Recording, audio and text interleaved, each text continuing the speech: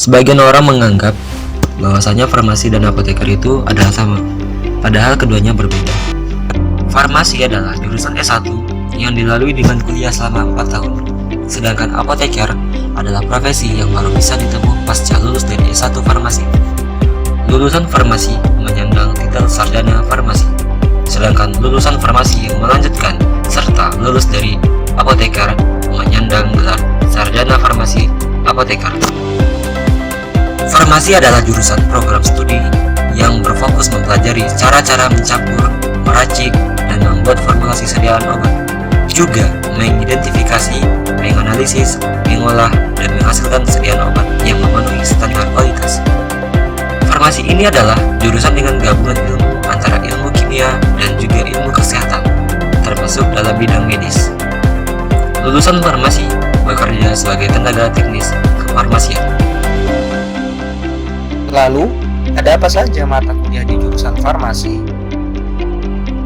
Farmasetika dasar, farmasi fisika, kimia organik, biokimia, kimia analitik, kimia sintesis, anatomi fisiologi manusia, farmakologi dasar dan toksikologi, analisis fisikokimia, mikrobiologi farmasi, imunologi, bioteknologi farmasi, farmasi forensik, biofarmasi, parasitologi, interaksi obat, analisis farmasi, dan sebagainya. Prospek kerja farmasi. Yang pertama, apoteker. Gaji rata-rata apoteker sekitaran 4-6 juta. Yang kedua, konsultan kecantikan. Gaji rata-rata konsultan kecantikan sekitar 3-8 juta. Yang ketiga, penyuluh kesehatan. Gaji rata-rata penyuluh kesehatan sekitar 3-5 juta. Yang keempat, bagian administrasi rumah sakit. Gaji rata-rata administrasi rumah sakit sekitar 3,5-5 juta. Yang kelima, staf rekam medis. Gaji rata-rata staf rekam medis sekitar 4-8 juta, dan masih banyak prospek kerja lainnya. Selanjutnya, ada beberapa persyaratan umum yang diberikan oleh universitas atau sekolah tinggi pendidikan farmasi bagi mahasiswanya. Yang pertama, memenuhi passing grade.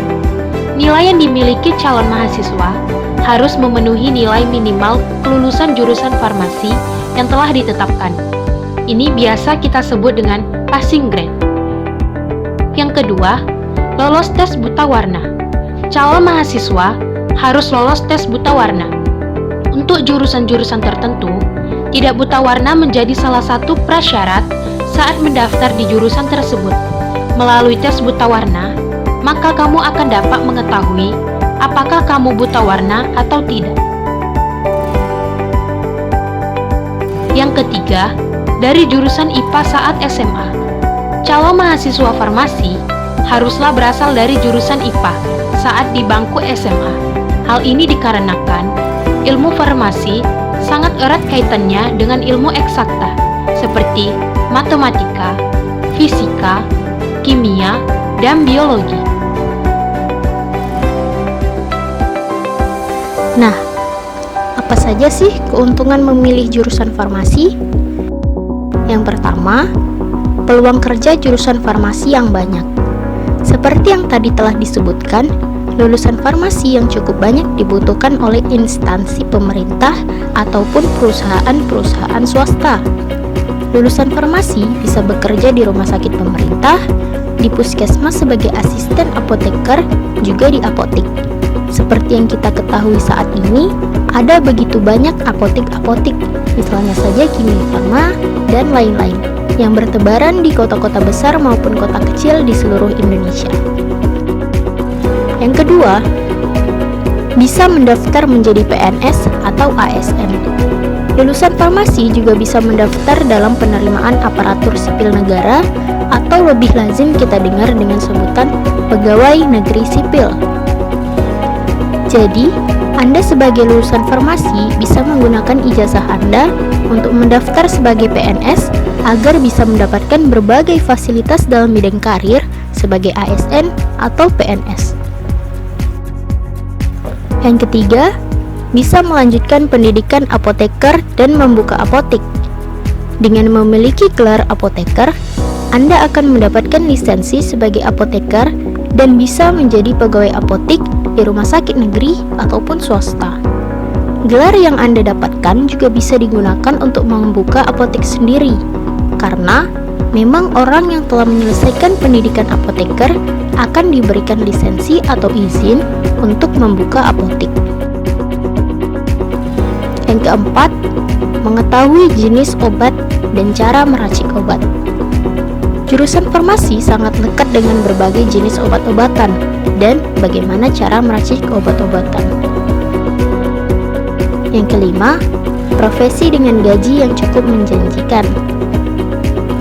Lulusan jurusan farmasi bisa bekerja di bidang farmasi perusahaan atau industri pada bagian riset dan pengembangan yang akan menakar tentang takaran obat atau dosis yang digunakan dalam produk perusahaan tempat ia bekerja.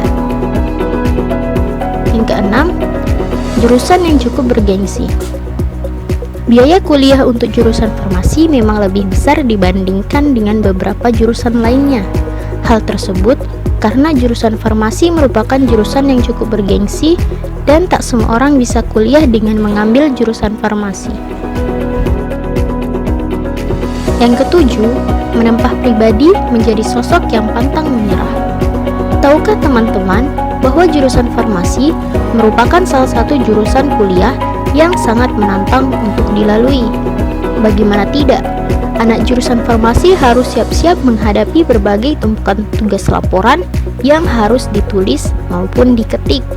Belum lagi tugas masuk lab yang cukup menyita waktu dan tenaga, menjadikan anak jurusan farmasi harus memiliki mental kuat dan tangguh agar bisa menyelesaikan kuliah. Selanjutnya, ada biaya per semester. Untuk bagian ini, kami akan memperlihatkan top 1 kampus terbaik jurusan farmasi di Indonesia. Sistem pembayaran perkuliahan rata-rata menggunakan sistem uang kuliah tunggal atau UKT dengan besaran yang berbeda-beda, sesuai dengan besaran penghasilan orang tua. Universitas Gadjah Mada.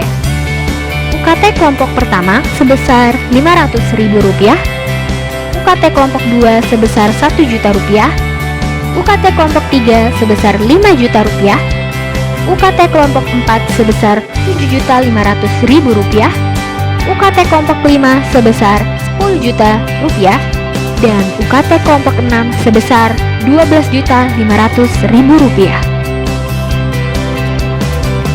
Tokoh-tokoh berpengaruh dalam bidang farmasi di Indonesia.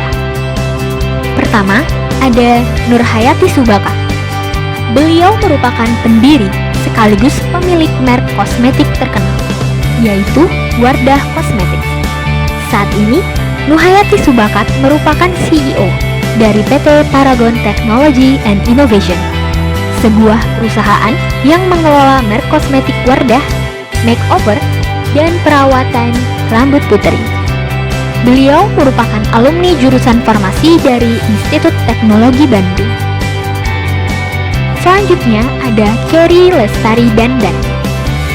Kerry Lestari adalah seorang peneliti dan dosen Fakultas Farmasi Universitas Padjadjaran yang saat ini menjabat sebagai Wakil Rektor Bidang Riset, Pengabdian kepada Masyarakat, Kerjasama, Inovasi, dan Usaha Universitas Padjadjaran. Kerry Lestari saat ini juga tercatat sebagai Ketua Kolegium Ilmu Farmasi Indonesia.